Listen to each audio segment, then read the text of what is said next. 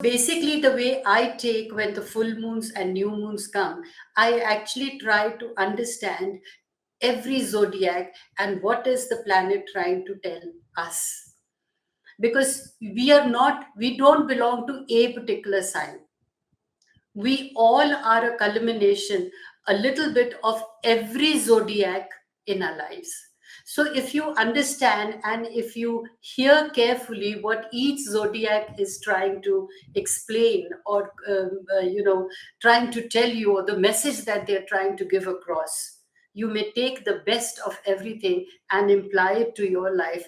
This way you not only get your sanity, but you can also be an architect of your own fate and actually navigate your future.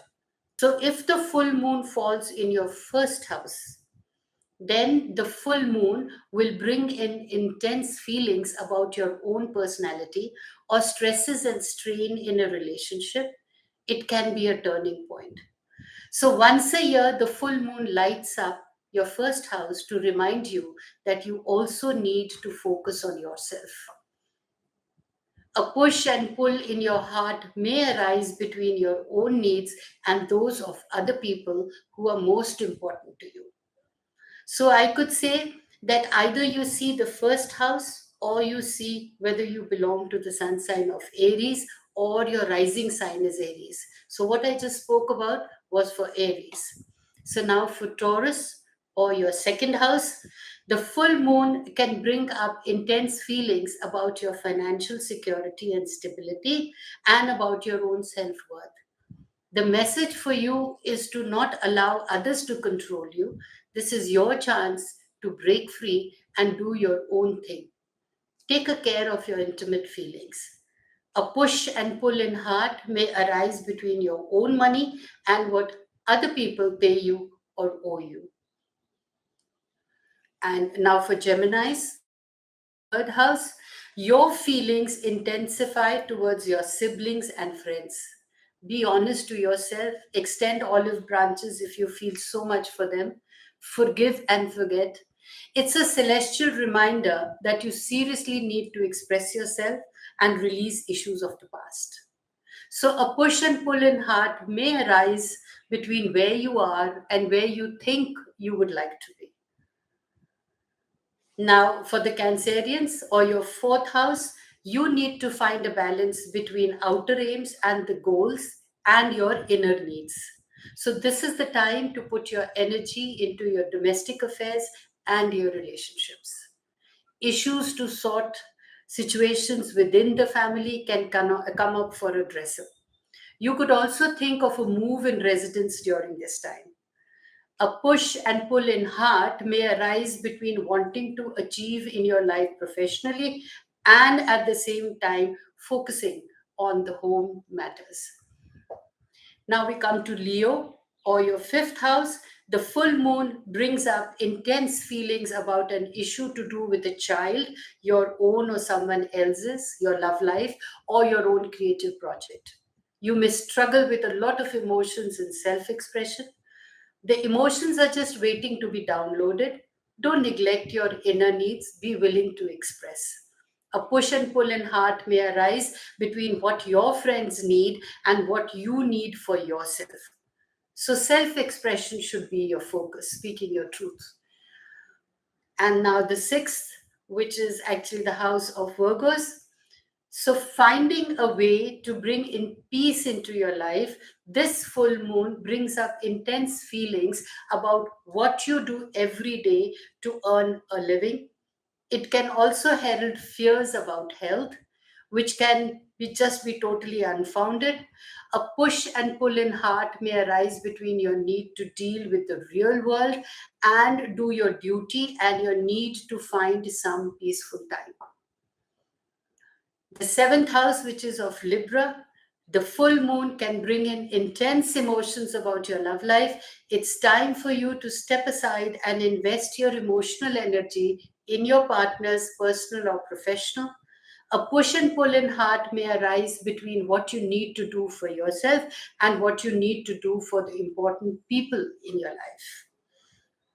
The eighth house of Scorpio, Well, this full moon intensifies on your money and honey aspects of life.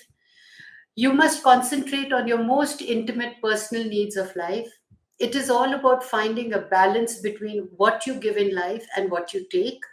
So, if you feel that you have been doing too much of the either, then this full moon is most certainly the time to redress the balance. A push and pull in heart may arise between your money and the money that others owe to you. So, learn to take as much as you give. Now we come to Sagittarius, the ninth house. Well, this full moon intensifies feelings about where you are going and your life's philosophies. Concentrating on your own personal growth is the call of the hour. Be honest with yourself. Take a step back and look at the big picture of where you are and where do you want to be. A push and pull in heart may arise between being present in the moment and yet wanting to be somewhere else. It's as if you want everything. So being torn between home and wanting to be away in your own space. Capricorn, the 10th house. Well, this full moon intensifies feelings about your career and professional trajectory. It's a perfect time to shine out and showcase your talents. Stop being lazy or keeping a low profile. Concentrate on how committed you can be to your goals and allow yourself to be pushed into the limelight. A push and pull in heart may arise between your duties at home and all that you need to do in your career. The 11th house of Aquarius. Well, the full moon intensifies your feelings about friendships and unfulfilled dreams. So now the time is reminding you that you need to find a balance between indulgence in yourself and other people who matter in your life. Earn your karma through networking. A push and pull in heart may arise between recognizing your own worth along with those of your friends. The last but not the least, the 12th house of Pisces. Take time out to do your introspection. This full moon can bring up intense feelings about your secret self.